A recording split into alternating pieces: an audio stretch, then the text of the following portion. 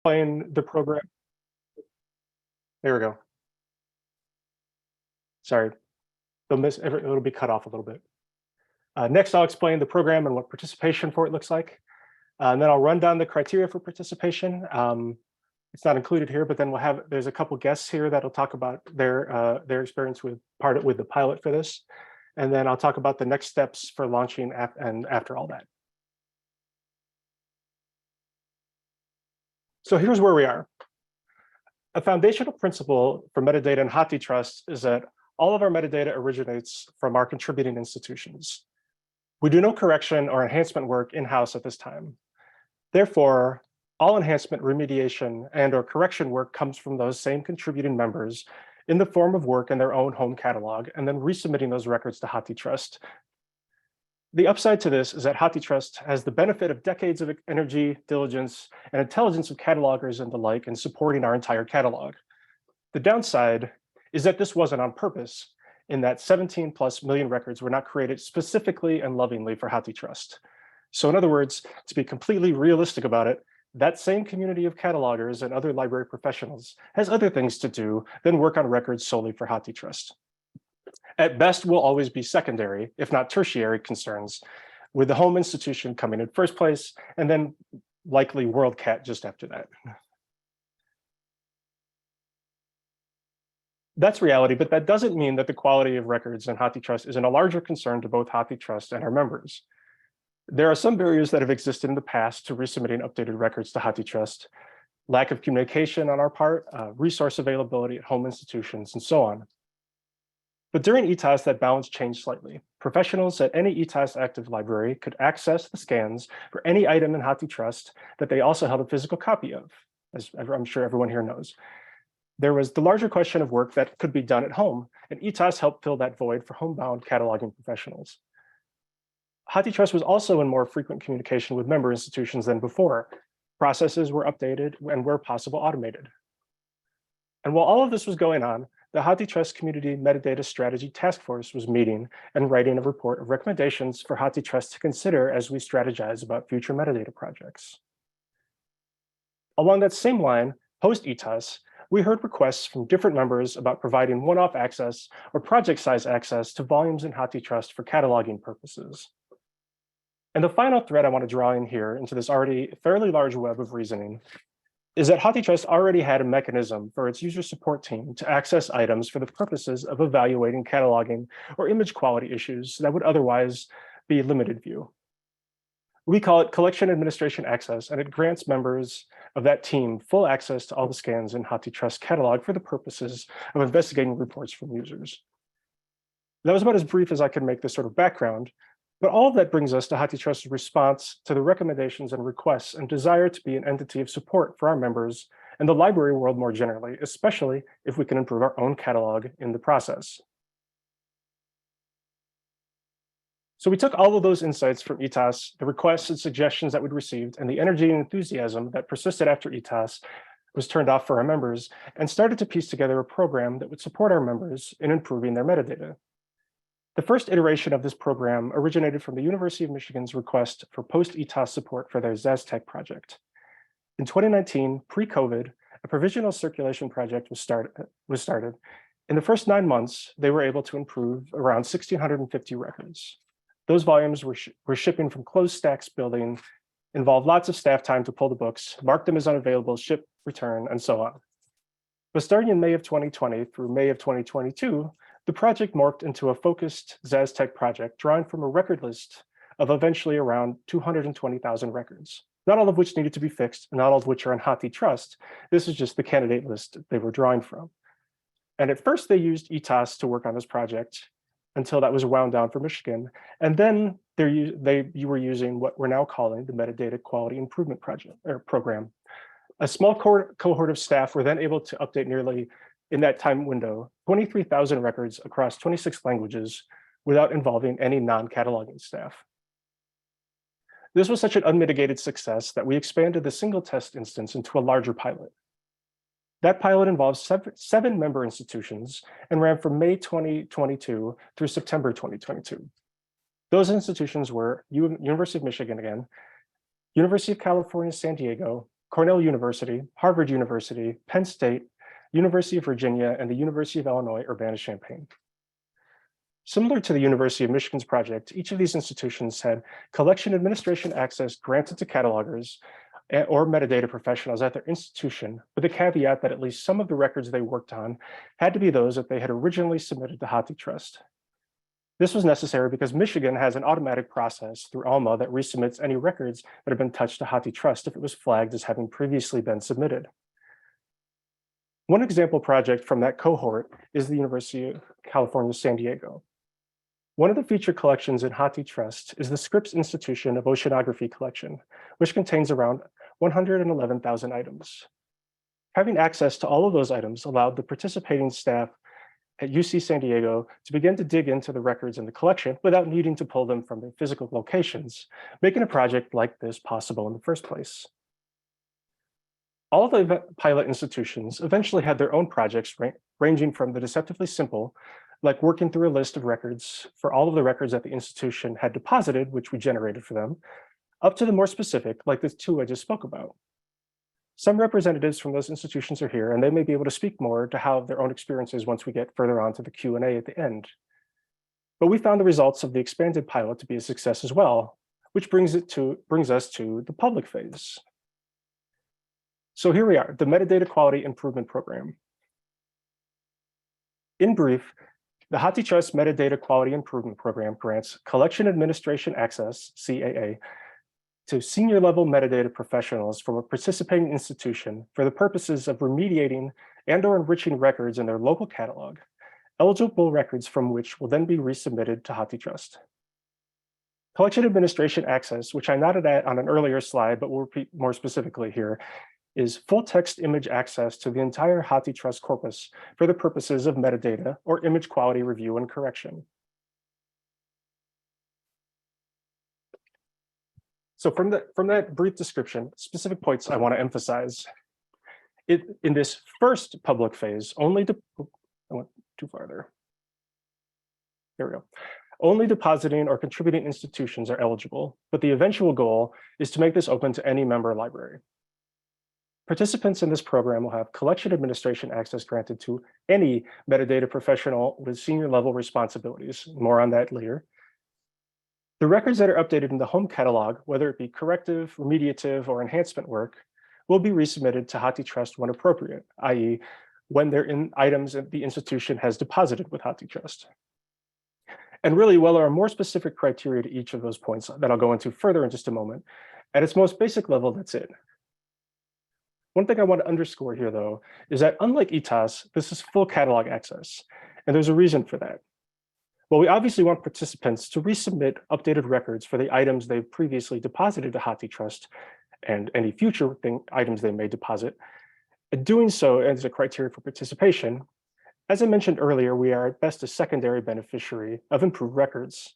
Before us comes the home institution and probably WorldCat, as well as other work that falls under the umbrella of cataloging metadata like authority work, for example. So in short, participants are encouraged to work on records in their own catalog that would not be sent to HathiTrust as well. Items that HathiTrust hold a copy of, but that were not scanned and deposited by the participating institution, or similarly, records in WorldCat that need updating, but the participating institution doesn't have a copy of that work, but HathiTrust does, as well as other relevant metadata and cataloging work that could be supported by this access. I don't want to dictate what everyone's work might be or how this would best support that. What this program aims for is to offer as much support as possible right now for encouraging metadata quality improvement across the board. Okay, so what does it take to be approved for participation in this phase? There are 5 major criteria for eligibility. As previously stated, HathiTrust can only be updated with records from the institutions that deposited the items. So the first criterion is that only depositing institutions are eligible at this time. But as I stated, we believe that this program is valuable to all of our members, so we have every intention of opening this up to more of the membership in the next phase. The second criterion is that we would like interested institutions to have a cleanup project in mind. But I want to stress that this doesn't have to be a complicated or complex project that sucks up resources. It could be as simple as a project with a list of all the records for items your institution has submitted to HathiTrust and working through those records as your resources allow. The reason for this criterion is not to exert some manner of control on the work that happens at any given institution. Quote, a project is not meant to imply that it need happen at the exclusion of other work, but simply something concrete that helps get the process of updating and resubmitting firmly in place. And that's just to get you started. Continuing participation in the program is not tied to the existence of an internal project. We recognize that there is an ebb and flow with projects at any given institution dependent on a variety of factors. After a project is finished, this program is also applicable to what I'm going to call ambient usage, i.e. supportive of day-to-day cataloging metadata activities. That being said, with the latitude granted by not needing to involve non-cataloging staff for these items, we hope that participants will be able to think beyond difficulties that physical barriers might present, and to the extent that HathiTrust collection allows, in order to do important DEIA-focused remediation and other larger projects, even if it's not necessarily right away. Which also works with the third criterion. The institution must have a current process for submitting updated records to HathiTrust, or be in the process of restarting that submission. If a process is not yet in place, or your institution has migrated ILSs since the last time records were submitted, we'll definitely work with you to reestablish that process. So there's an adage in business, make it easy for people to give you money. We want to make it easy for you to give us your metadata. If you're interested but have concerns about this piece, please reach out to me and we can discuss that situation separately. The next criterion is that collection administration access will only be granted to metadata professionals that have senior level responsibilities. We didn't want to confine it to titles, which are contentious and can vary from institution to institution anyway.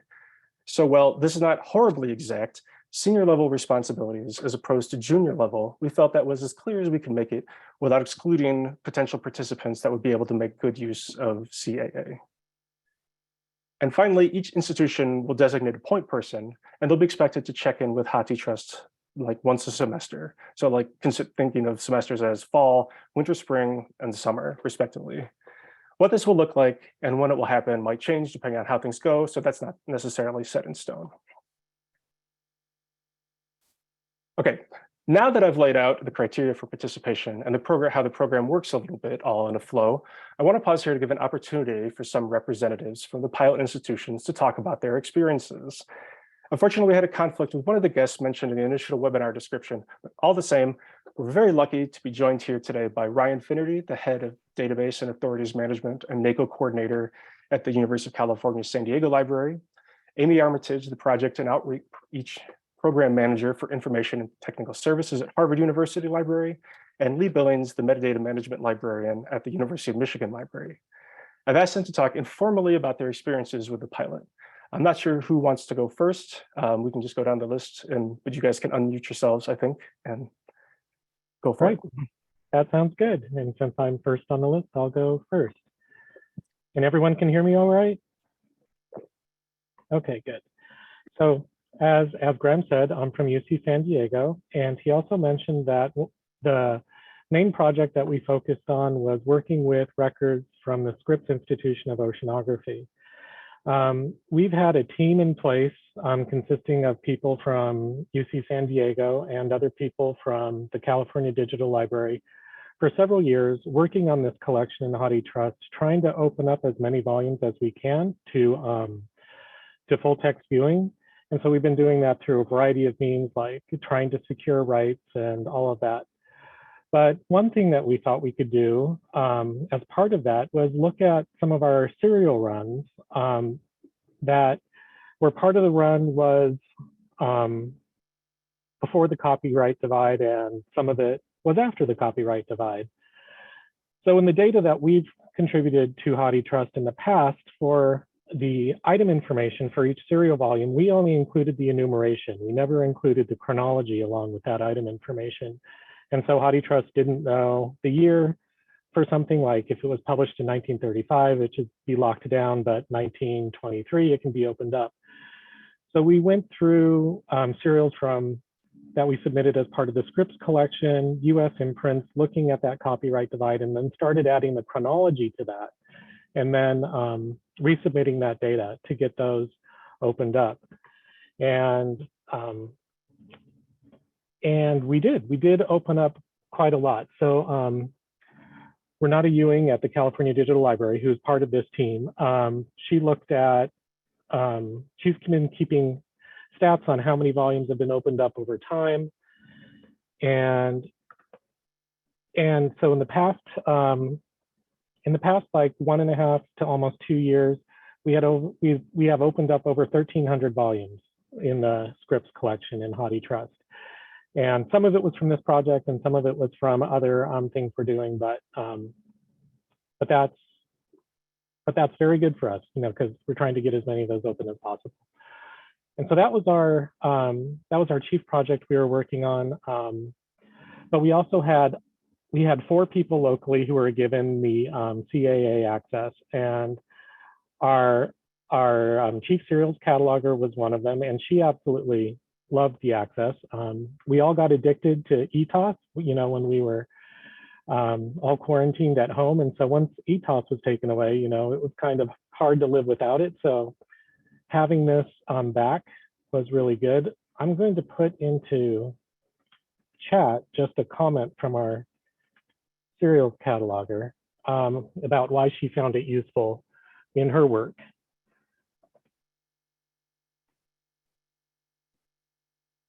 And I think that's all I have to say. Great, thank you, Ryan. Sure. Amy, how about you go? How about you go next? Yes. Okay, can you hear me? Yes. Okay, great. I'm just going to talk really quickly about the data submission process. And I will start by saying that we actually did not have an easy way of submitting records to HathiTrust when we became part of the pilot because of a somewhat recent transition from Olive to Alma. So we were going a little bit on faith that we put something together in time for the pilot. Our systems office was working really hard on automating data transfer, but we needed something sooner. So we started out by reaching out to our colleagues at UCSD, thank you, Ryan, and University of Illinois and University of Michigan, thank you, Lee, about their processes. And they all varied from each other. They were all really interesting. And we were just grateful that they shared their information with us. And in the end, we were able to work with both our systems office and Barbara Cormack in California to figure out how to manually submit records to Zephyr. So previously, we had always either been reliant on an automated process or on asking our systems office to do it, but we didn't want to have to bother them every time. So actually, a colleague of mine does the submission, putting the records on the FTP server. And there's a HathiTrust page called Bibliographic Metadata Submission that explains a lot of the process. But really, Barbara has been so helpful and instrumental in explaining the process to us, some of the nuances. We had a few bumps in the road, and she got us through those. And I think that some of what we learned through this manual process has helped illuminate issues to examine as we're developing the automated process. So thanks to basically a village, we were able to uphold that obligation of the pilot in submitting records to Zephyr. And we were just really grateful to have been part of this exciting pilot. So that's all I have to say. Thank you. Great, thank you, Amy. And so then I'll pass it on to you, Lee. Hi, everyone. I am Lee Billings at University of Michigan. As Graham had mentioned, we had a specific project in mind when we started this. And like Ryan's team, we worked, this was a remote work project for people. And when ETOS ended, a lot of people were very sad. And so I was also concerned about, metadata quality improvement is not really high on the list of things for our administration to put resources into. And I was worried that once this project ended with our ETOS access, we would never be able to really restart it again. showing how useful it was to do this work remotely and using the HathiTrust scans rather than physically shipping the items was a real bonus for us. And also, we sort of look at it as our DEIA efforts. Many of the people on our project work with non-Western language materials, and the metadata there is sorely lacking. And so being able to have this as an ongoing project for people that we can say they're doing their regular work, and then on the side, if they're working from home, if they're home working a half day at home, they can pick up this work and improve quality for everybody, has been really helpful to keeping this and momentum going from this project. So I've been really, really pleased that we can keep it going. I also wanted to say that using the collection administrator access is very easy to do. There was not a lot of training needed.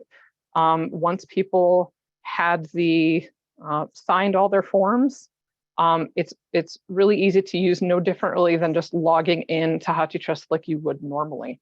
So it's not any extra added burden on anyone to try to view things and get access. And I've already been asked by some people who don't have this access for that access because they're doing other cleanup projects or they're running across things, like Graham said, day to day, that if our stuff is offsite, it's just harder to get to. And so just really quickly being able to take a look at that title page and confirm the dates is really useful for people. So that's all I wanted to say. Thank you, Lee. And thank you again, Amy, and thank you, Ryan. So now that hopefully you're interested, now you've heard how much everyone loves it, or you want to, and hopefully you want to tell someone at your institution about it. So what's next? So for this, applications, we're going to open them on February 16th and remain open for about 3 weeks, so closing around March 9th.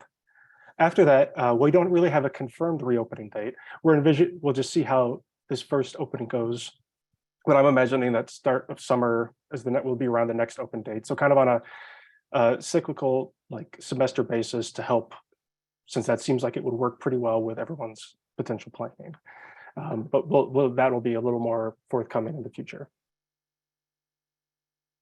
And that's all I have. And so again, I want to thank the guests for speaking, and I want to thank everyone for coming. It's been very popular, and I'm very happy about it. I'm happy to answer any questions at this time. And if there's any questions that the participants that spoke could answer, that would also be great if they're willing. I will leave it up to Jessica to I will send the questions your way. Referee all that. Yeah, I'll ref. One coming in from Michelle. Can you explain the rationale for requiring senior level involvement by participating institutions?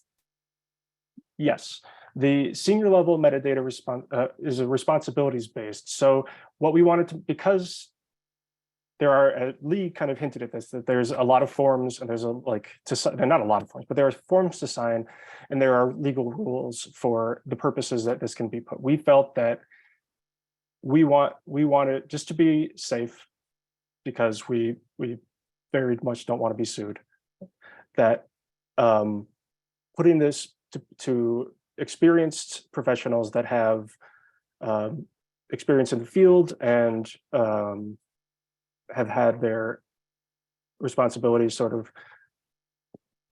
proven over time, that we felt that was an appropriate threshold, at least initially. I don't want to say that this is like how it's always going to be, but that this first pass, that felt like a good barrier for us to try. We wanted to make sure, and then you'll notice we didn't say librarians, I didn't say cataloging librarians. We wanted to make sure that this was open to everyone that would have the best ability to use it. And I think this was sort of the line we drew at this time. Hopefully that makes sense. Yeah. So Amy asks if you can tell us more about the submission process for the project opening on February 16th. Sure, we don't have it set up yet, so I can't go into super specifics, but it will effectively be kind of answering all of the checking off all the criterion that I've talked about, so that you'll include I mean, we'll know if you're a depositing institution, but we'll, you'll have to talk about the project and the names of the staff you might want to include, and as well as things like that. So it'll mostly just be presenting interest and then the meeting the criteria. Dajin asks, just for clarification, where is the CAA work done, in HathiTrust or OCLC? So CAA is just the name for the access. For example, I use it when I do support tickets for correction or for metadata corrections. But since we don't do anything in-house, I have to send those correction requests to the institutions that submitted the metadata in the first place. And then they would make those corrections in their home cataloging system, whatever that might be. And then they resubmit it to us, and then it gets updated. So you can do work in WorldCat if that's like part of your job or like part of your responsibilities. And honestly, it's entirely possible that through copy cataloging, the work you've done will make its way back to us. But nothing is done in HathiTrust. It can either be done in your home institution and then sent back to us. Well, yeah, for the ones that we receive that would update within HathiTrust, those would be done and sent to us in whatever process is in place for us to receive those updated records, likely your home cataloging system. And you can do the work in WorldCat if that also, like, again, is part of your responsibilities. Yeah.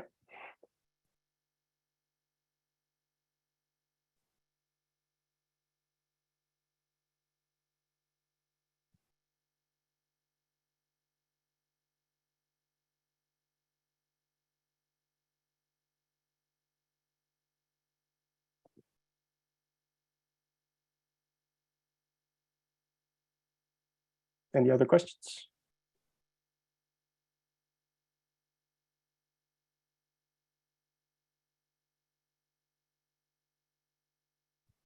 Don't see any questions coming in at the moment. I have a question. How will you be monitoring? Will you be monitoring people's access for, like, how often they visit, how many resources they use, and that kind of thing? The simple answer is no. That's a pretty unwieldy task, and we don't really have, at the moment, we don't really have a good mechanism for that.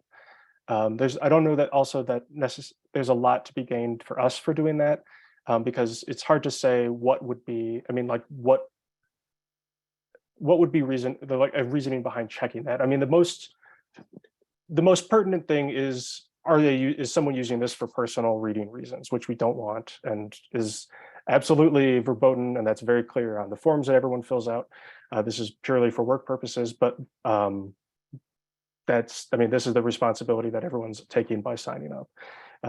We have never had a case of that with the users that we've had, so we're pretty confident in that people who sign up will use it responsibly. And because cataloging work and metadata work varies wildly in how much time people would have to spend on any given thing, we don't want to make it seem like it matters to us how people do their work.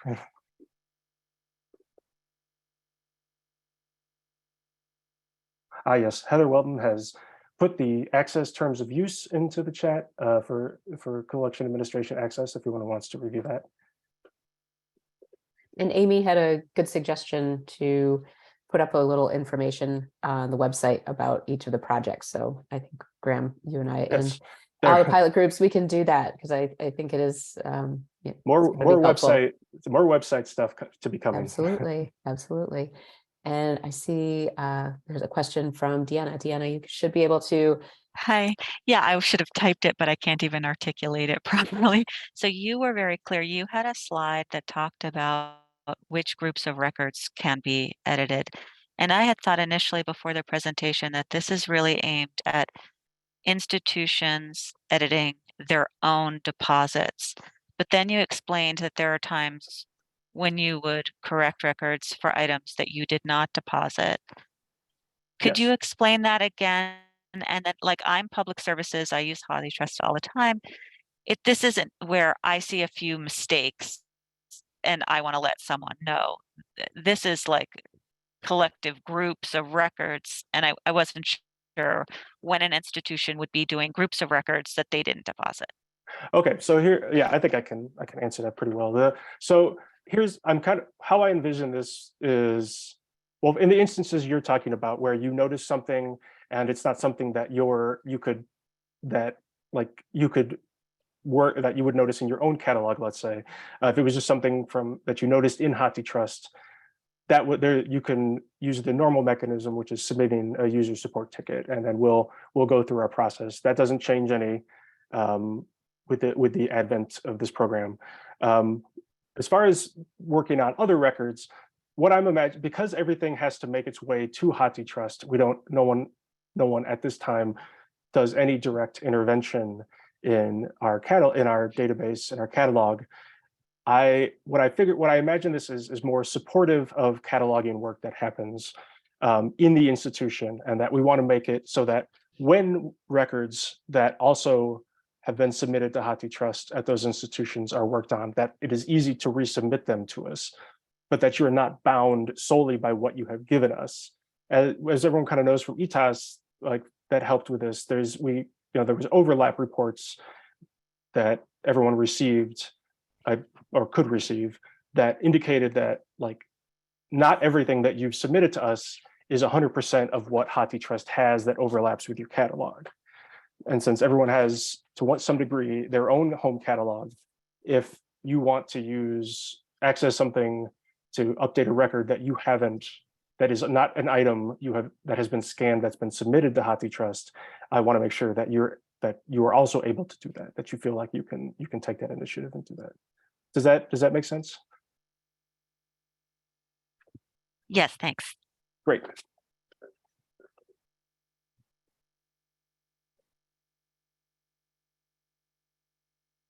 And just to add on to that, one of the requests early on that we received, like that helped us shape some of this, was we had a request from an institution if they could have single access to an item that was not something they had submitted, and they didn't even have a physical copy in their library, but it was part of their responsibility to fix it in WorldCat. So in this instance, they wanted to to take out the process where they would have to request it through ILL to bring it to their institution to just do however little amount of work they needed to do it from the physical volume and then send it back. And so that's another kind of situation I'm imagining that this would help support. Because to kind of put it together, like I said, this is full catalog access for supporting cataloging work. And to answer Karina's kind of question, we're not really monitoring what you're going for. So it's kind of however it best supports the work that metadata professionals need to do.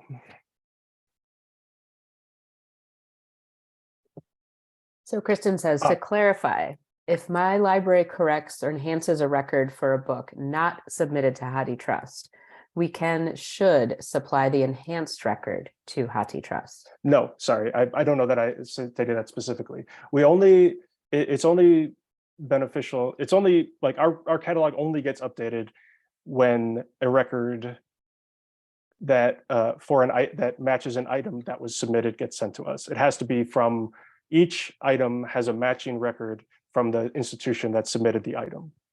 Those have to match. So it's just the ones that have been submitted to us that matter to us as far as all that is concerned.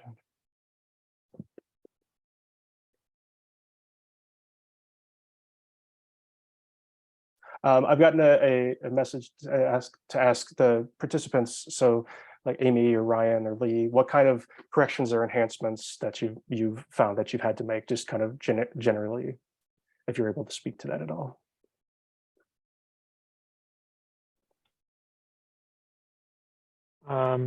Yeah, we get, over the years, and not just part of this pilot, we've gotten requests to do fixes to some records.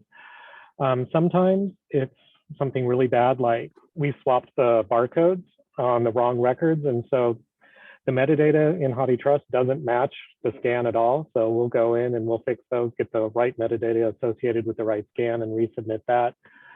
Sometimes it's just something as simple as there's a typo in the title field. Could you fix that? And those are, and yeah, just typos, wrong scans. Those are things that usually come to us. We don't really get things like, oh, it's a really skimpy record. Could you like flesh it out or anything like that? But really things that are just obvious errors. Well, let me jump in on the end of that. That's a good point. The corrections requests that we send to the originating institutions are usually for errors. They're not like Ryan said. They're not, oh, this is kind of skimpy. Could you bulk it up a bit? We don't make those kinds of corrections. Those are pretty somewhat subjective. So that's the other angle that I don't know that I mentioned, is that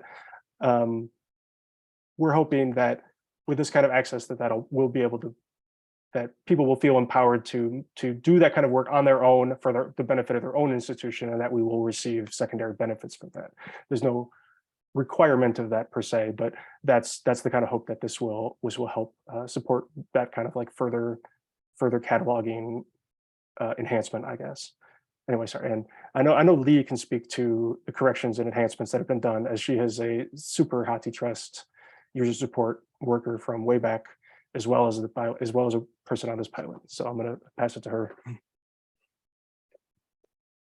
saw Amy was going to say something too. So Oh, I'm just going to jump in really quick and say what we have been really focused our work on doing is a lot of the people that have access here work with non-Latin script metadata. So for example, our Asia library staff often work with bibliographic metadata where it's only the Romanized text and it does not include, for example, like the Chinese characters that are in it, where I work with Russian and there's no Cyrillic. And in order to improve findability, because no one knows how to transliterate, we add that original script in. But that has to be done manually for many reasons. And so we need that access in order to look at the title page and make sure that things are done right. But we also use it for things like authority work. So we might be updating or creating an authority record for someone, and we want to confirm that they actually wrote the material that's associated with them, or see if there's any information on that work that says they were born during this time or at this place. So we use those a lot for our internal name authority process in order to help us create those name authorities, which then we push out to WordCat and everyone else. So it will hopefully improve the whole ecosystem too. And I'll pass it on to Amy. Yeah, I was just going to second mostly what Ryan said. I feel like we've used it really well for cases where there's different editions of a title. And, maybe we ended up on, the second edition, but actually the scan is for the fourth edition. And you just would never know that if you couldn't actually look at the piece and then pinpoint which record it should be on. And those ones are really satisfying because a lot of times they come from a patron who's like, I was looking for this one, but instead I found that one. So I really appreciate that access.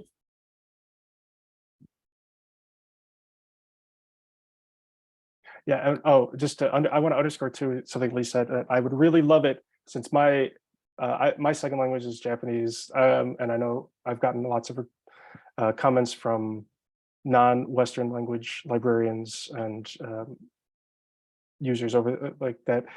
Because HathiTrust is so English centric, it does feel sometimes like those languages are kind of left to the periphery. And I would really love it if this could help spur more work on records like that.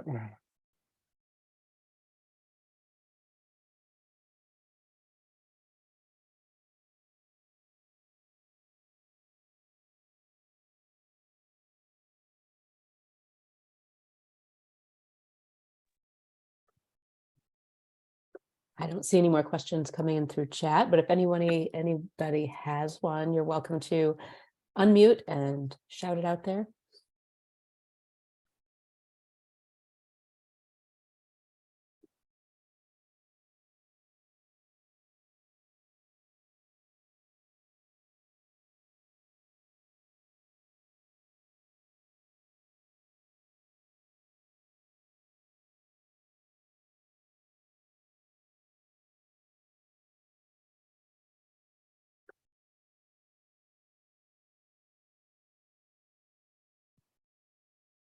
Well, if anyone has any questions after the fact, they're more than welcome to email them to me, and I can chat with you about whatever questions you may have. And we'll definitely be sending this recording out to everyone who registered, including everyone is here today. And I would imagine, Graham, that when we do open up the call for projects, we'll definitely send it to this group here too. We've seen new faces pop up with interest just from this webinar. So we know that you may not have received anything from us before. So we'll make sure you get this. I'm very friendly, so feel free to reach out. He doesn't bite often. So Yes, well trained. often, Yeah, yes. sorry. It's important to put that caveat. Okay, it looks like folks have wrapped up their questions. Thanks, Graham. Great, thank you guys. Thank you everyone for coming. Thanks, everybody. Bye.